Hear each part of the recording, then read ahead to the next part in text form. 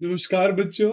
आज के इस वीडियो में हम सेपरेटली एक्साइटेड डीसी मोटर का सर्किट डायग्राम और साथ में उसके मैथमेटिकल इक्वेशंस का डिटेल्ड एनालिसिस करेंगे। आइए सबसे पहले हम सर्किट डायग्राम की बात करते हैं। अगर आपको सेपरेटली एक्साइटेड डीसी मोटर का बेसिक कंस्ट्रक्शन याद होगा तो वहां हम आर्मेचर और फील्ड दोनों को सेपरेट एक्साइटेशन देते हैं। यहाँ सेपरेट एक्साइटेशन देने का मतलब ये है कि ये डबली एक्साइटेड डीसी मोटर की जो कैरेक्टरिस्टिक्स है उसमें आपको आर्मेचर को भी डीसी सप्लाई देना पड़ेगा और फील्ड सिस्टम को भी डीसी सप्लाई देना पड़ेगा। यहाँ जब आप फील्ड सिस्टम को आर्मेचर से आइसोलेटेड सेपरेट एक्साइटेशन देते हैं, that's why it is called separately excited DC motor.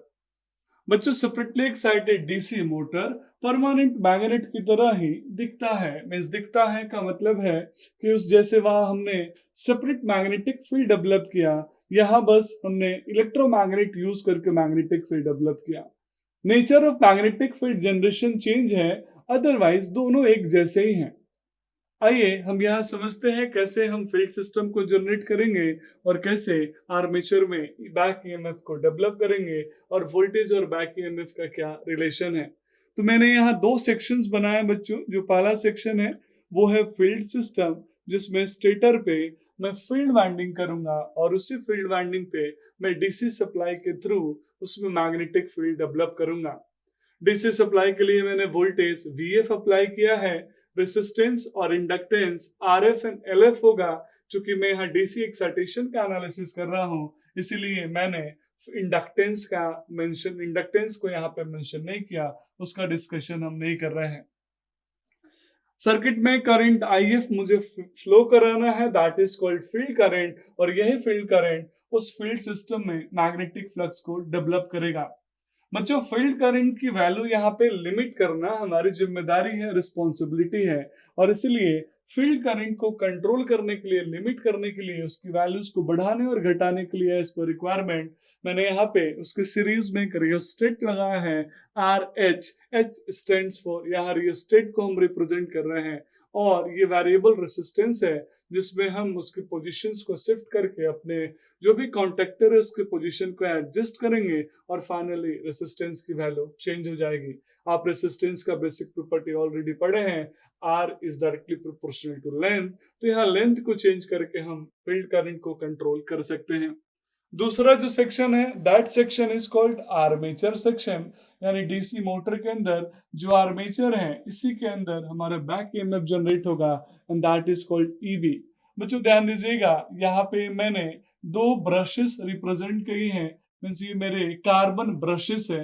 Means brushes का यहाँ पे बड़ा सिंपल सा काम है, आप ऑलरेडी पढ़े हैं कि ब्रशेस में हम कैसे, ब्रशेस की मदद से हम कैसे एक्सटर्नल डीसी इनपुट को कम्यूटेटर को के पास सप्लाई करते हैं, और अगर वो जनरेटर था तो जस्ट उसका रिवर्स प्रोसेस हम करते हैं। तो आइए बच्चों, इसके मैथमेटिकल इक्वेशन को भी समझते हैं, और साथ में हम यहाँ पे जेड डबल जेड को फील्ड सिस्टम से रिप्रेजेंट करेंगे और ए डबल ए को यहाँ पे हम आर्मेचर से रिप्रेजेंट करेंगे।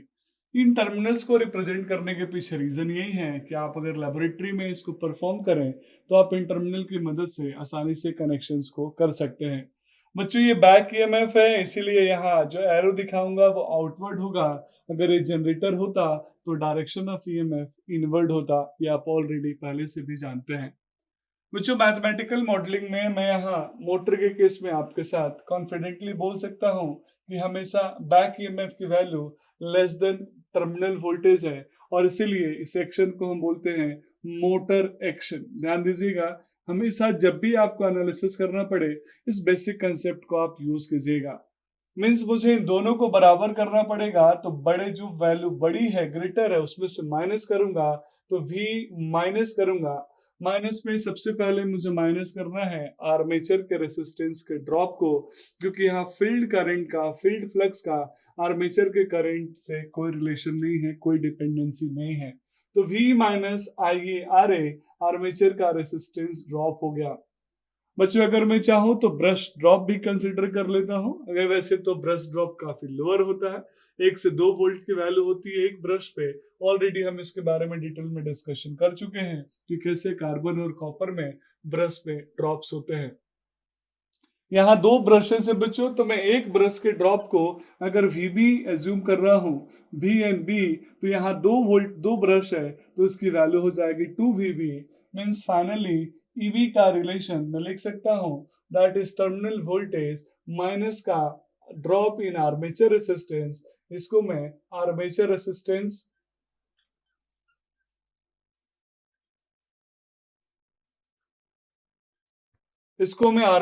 रेसिस्टेंस ड्रॉप कंसिडर करूंगा, और सिमिलरली बच्चों यहाँ मैं ब्रश ड्रॉप कंसिडर करूंगा, that will be equal to 2VB।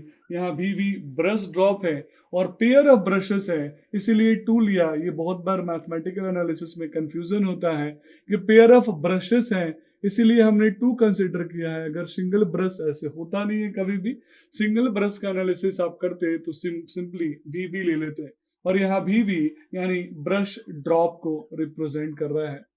बच्चों आगे आप चाहें तो इसी मैथमेटिकल इक्वेशन में इनपुट और आउटपुट वोल्टेज का भी, इनपुट और आउटपुट पावर का भी एनालिसिस आसानी से कर सकते हैं।